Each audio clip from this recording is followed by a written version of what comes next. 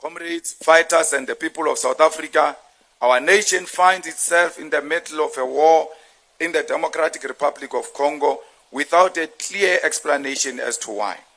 As the EFF, we commend our courageous soldiers who fought bravely and placed their lives on the line in order that they must ensure there is peace and stability in the DRC. Our soldiers are disciplined and could never question those orders, and they have followed these orders with discipline. There can be no doubt that those soldiers who have passed on sacrificed their lives and deserve to be recognized and honored. However, at the heart of the conflict in the Congo is not a desire for peace, but the greed of the West for the minerals wealth of Congo. The DRC is a home of vast reserves of minerals essential for modern technology, including cobalt and tin, tantalum and gold. Around 70% of the world cobalt, crucial for electric cars, batteries, and smartphones, comes from DRC, yet Congolese people see none of these riches. Instead, multinational corporations and West nations exploit these resources while fueling conflict to maintain their access.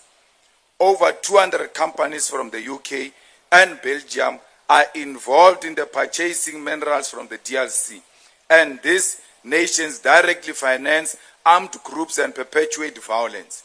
These corporations and their governments remain complicit, failing to regulate supply chain or hold corporations accountable for using conflict minerals.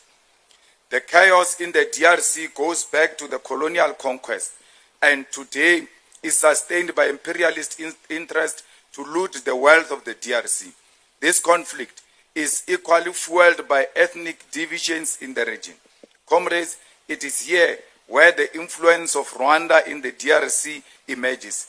As ethnic group that fled from Rwanda during the Rwandan genocide and settled in the eastern Congo are used as the basis for Rwanda support for M23 rebel against the regime in the DRC, while Rwanda is simultaneously a proxy of Western interests in the Congo. The conflict in the DRC, therefore, does not require a head of state who suffers from a desire to be a hero at the expense of the lives of our soldiers without an appreciation of the condition that informs the conflict. It is when you do not appreciate the condition that inform the conflict in the DRC that you will speak in folk tongues when you speak to the president of Rwanda and communicate a different message to the people of South Africa. Lies have short legs, Mr. President, and we demand clarity from you because you have sent our soldiers to their death and then antagonized forces in their region, knowing very well you are not prepared for war. It is crucial for fellow fighters to acknowledge this history and ask ourselves what is the specific role of the South African National Defense Force in the Congo, and in whose interest is our mission in the Congo?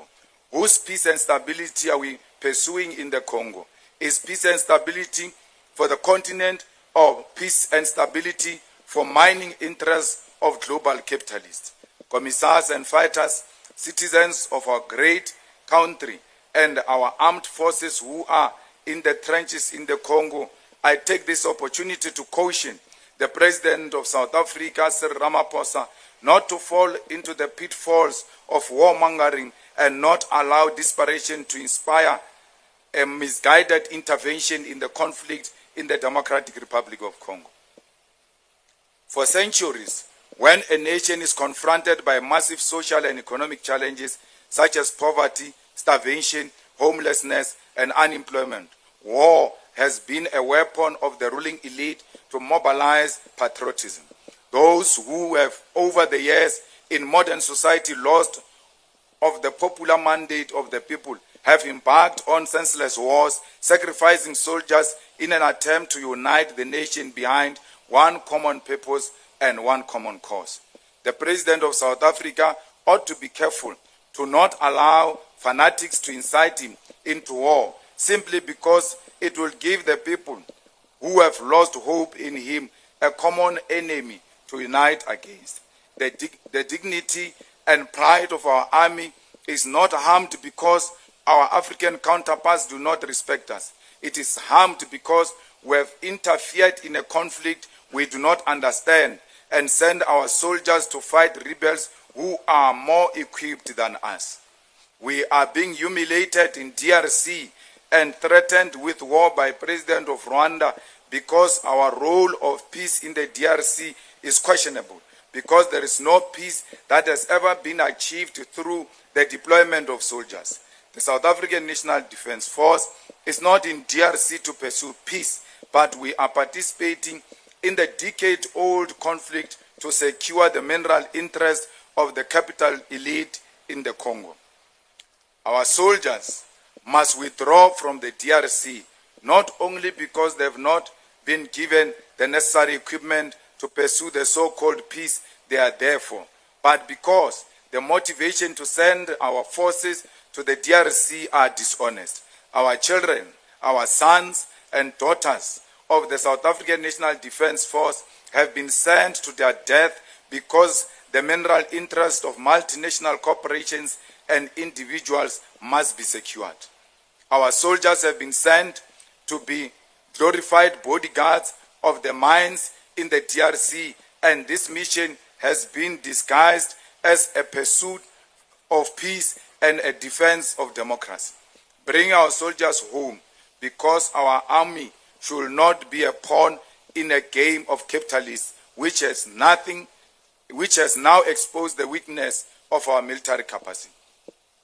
Bring them home, because every day they pass away, we see the consequences of a deliberate destruction of our arms manufacturer Dinel, and we see the consequence of the year-on-year budget cuts to the Defense Department. Bring our soldiers home, because they are the first line of defense for our people, not the first line of defense for the interest of capitalists and mining corporates. Mr. President, bring our soldiers home and desist from meddling in the affairs of DRC and Rwanda as if you are the USA of Africa, because we do not know if you'll be able to defend us when the rest of Africa turns their guns to the south. The manner in which the former liberation movement has collapsed our military and defense capacity is the embarrassment we must talk about. Mr. President and people of South Africa, to rescue the lives of our soldiers from a war they are not prepared for is not an embarrassment. It is a strategic and necessary retreat that prioritizes life over profits. Cyril Ramaphosa, I appeal to you and your conscience. Bring our soldiers home. Even if you threaten to fight a war against Rwanda, we don't have the military capacity to can fight any other country. Our army has collapsed because you have taken money away from them and put it under your mattresses. Today, our soldiers do not have food, do not have ammunition, do not have sophisticated equipment. We are not scared to fight, but at the moment, we are not ready and capable to fight. The best thing is to retreat. Commissars and fighters, let us make use of the time we have at this plenum to resolve on critical questions and map the way forward for our organization.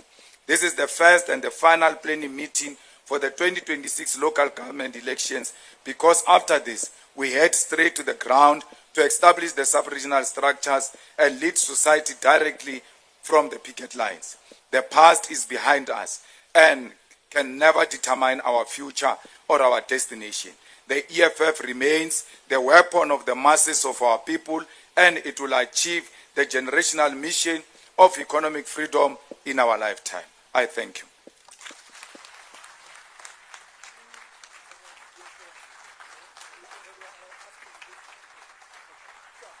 Can you lead us with the song White?